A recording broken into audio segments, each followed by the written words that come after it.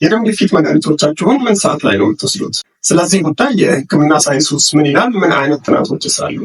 ጠዋት መውሰድና ማታ መውሰድ በእነዚህ ሁለት የአወሳሰድ ሰዓቶች መካከል ያለው ልዩነት ምንድን ነው የሚለውን በዛሬ ቪዲዮችን እንመለከታለን።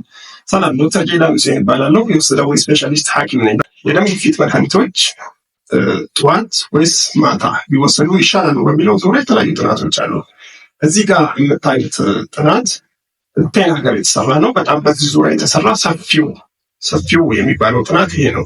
በስፔን ሀገር ውስጥ ከ19,000 በላይ የከፍተኛ የደም ግፊት ያለባቸው ታካሚዎች በሁለት ጎራ ተመደቡ።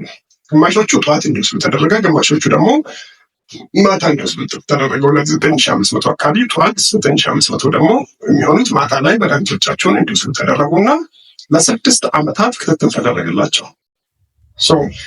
በዚህ መሰረት ይህ ጥናት ከተጠናቀቀ በኋላ ከ6 ዓመት ክትትል በኋላ ሲጠናቀቅ ምንድን ነው የሆነው?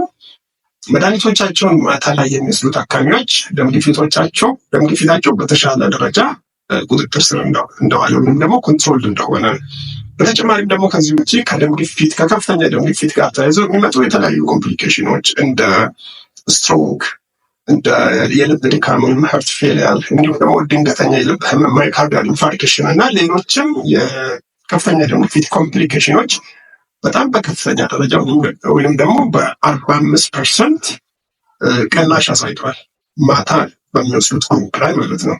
ስለዚህ የደም ግፊት መድኃኒቶችን ማታ መውሰዱ ጠዋት ከመውሰድ የተሻለ ነው ማለት ነው።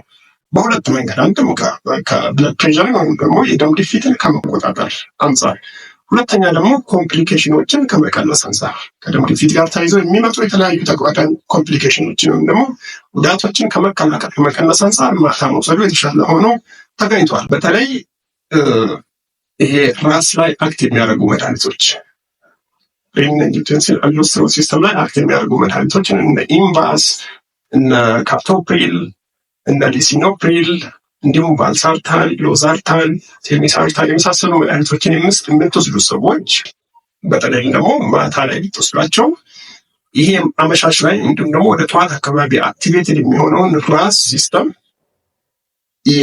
ይመልሰዋል ማለት ነው። ኢንሂቢት ያደርጓል። አክቲቬትድ እንዳይሆን በማድረግ የደም ግፊትን የተሻለ ማታና ጠዋት አካባቢ ኮንትሮል ያደርጓል ማለት ነው። በዚህ ምክንያት ኮምፕሊኬሽኖቹንም በዛው ደረጃ ይቀንሳል ማለት ነው። ስለዚህ መድኃኒቶችን ማታ ላይ መውሰዱ የተሻለ ጠቀሜታ አለው።